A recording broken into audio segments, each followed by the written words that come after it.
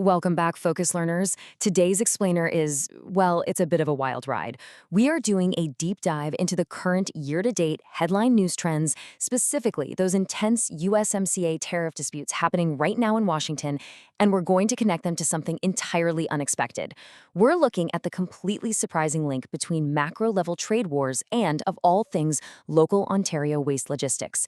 It's an absolutely fascinating look at how international policy directly impacts municipal solid waste disposal and the cutting-edge technology that's stepping up to solve the crisis. Okay, let's dive into this. When we read the news about Donald Trump, Washington, and the renegotiation of the CUSMA or USMCA trade agreements, we usually think about, automotive manufacturing, dairy, maybe steel. But to really understand the boots-on-the-ground impact of these geopolitical maneuvers, we need to zoom all the way down, from the macro level of international borders right down to the micro level of chaotic construction waste and local dumpsters. Okay, let's put this into perspective. 3.46 million tons. That is the sheer physical scale of this transboundary issue. Every single year, 3.46 million tons of municipal solid waste, just everyday trash, is shipped across the U.S. border from Ontario, Canada, right into Michigan landfills. For decades, this Ontario-Michigan waste corridor has relied on cheap, totally unhindered cross-border trade. But as political tensions rise, this massive flow of trash is suddenly incredibly vulnerable. All right, here's a quick roadmap for today. We're going to cover the continental tariff war, the waste corridor, and looming capacity exhaustion, before shifting gears to look at the tech solutions, 95 Wood's sentient bridge, AI at the compliance gate, and finally, fueling the circular bioeconomy. Starting us off, Section 1. The Continental Tariff War, looking at geopolitics at the border. To really understand the current waste crisis, we have to impartially look at the highly charged political landscape of 2025 and 2026, viewing these policies basically as logistical variables. Let's move to and see how this builds across our July 2026 timeline. On July 1st, the USMCA joint review expired, which threw the agreement into a volatile cycle of annual reviews. Then, on July 20th, President Trump announced sweeping 50% Section 338 tariffs on Canadian goods. Literally the very next day, Canadian Prime Minister Mark Carney intensified negotiations, and Canada notably canceled the joint cross-border ribbon-cutting for the new Gordie Howe International Bridge. And then, on July 22nd, Ontario Premier Doug Ford demanded aggressive dollar-for-dollar tariff retaliation. And the rhetoric? It's been incredibly sharp. As you can see, Premier Ford has highlighted Ontario's position as an energy powerhouse, and he's threatened retaliatory actions regarding things like electricity exports and keeping provincial bans on American alcohol.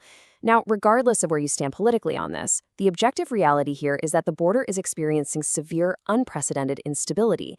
And when a border becomes unstable, the goods that cross it, including millions of tons of municipal solid waste, are at immediate risk. Which brings us to Section 2, the Ontario-Michigan Waste Corridor, which is currently a massive logistical choke point. And this brilliantly illustrates exactly why this corridor is such a target. A staggering 14.35% of all waste disposed of in Michigan landfills comes directly from Canada, specifically Ontario. With trade relations souring, you can see why Michigan politicians are increasingly motivated to target this massive influx of foreign trash. So let's anchor these environmental concepts directly to the money, right? Because for years, Ontario exporters have basically exploited Michigan's incredibly low state tipping fee of just 36 cents per ton. But now, Michigan Governor Gretchen Whitmer has proposed a massive fee hike, bringing it all the way up to $5 per ton. This is specifically designed to generate revenue to clean up domestic contaminated sites while heavily deterring out-of-state and Canadian waste. If the tariffs don't stop the trucks, the economics just might. Moving right along to Section 3, looming landfill capacity exhaustion, or as I like to call it, the Ontario squeeze. This whole border situation, it creates a massive, massive domino effect. Let's walk through this tightening regulatory timeline for Ontario. In 2026, the municipal ICI exit orphans roughly 4 million tons of waste. Bam. By 2029, the RE Wood mandate completely bans clean wood from landfills. Then, by 2034, if that U.S. border closes to waste exports, Ontario's domestic landfill capacity is projected to be totally exhausted, completely full. And just to add insult to injury, by 2036, the Circle levy escalates to a punishing $60 per ton. The province is quite literally running out of time and space. The threat is actually so immediate that it's actively changing domestic law. The Ford government recently passed Bill 5, which is a highly controversial piece of legislation designed to completely bypass standard environmental assessments and fast-track the York Dresden landfill. And the officially stated reason for this emergency legislative move? To secure domestic landfill capacity, specifically because of the looming threat of those U.S. tariffs impacting the waste sector. Okay, let's pivot away from the problem and look at Section 4, 905 Wood, and what they call the sentient bridge. So, the crucial point is, with traditional waste logistics basically breaking down, we have to look at tech-driven solutions.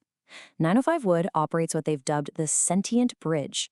This is a digital refinery workflow that acts as an intelligent, automated connection between totally chaotic, mixed construction waste and the strict, high-purity requirements of the pyrogenic biocarbon market. By focusing purely on wood sorting and verifying it right at the source, they completely bypass that failing landfill model we just talked about.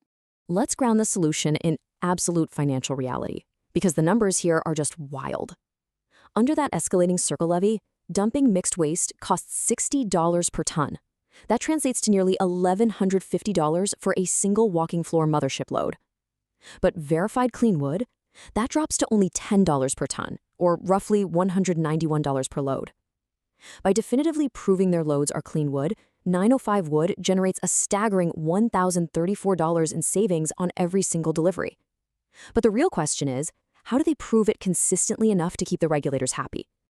That brings us perfectly to Section 5, AI at the compliance gate, where we look at the actual tech stack making this happen. It all comes down to a really slick digital refinery UI/UX workflow that distills a super complex AI operation into a totally seamless three-step procedure. First up, a request for quote, or RFQ, is initiated. Second, the material is visually verified right there at the bin using a Google Pixel 10 Pro running an AI intake shield. And finally, the application instantly outputs a certificate of origin alongside automated PDF documentation. Boom, this secures total compliance before the truck even drives away. Now, what's really interesting about this tech stack is its ability to act as a literal shield against regulatory and trade volatility. This whole process isn't running on some massive, laggy cloud server.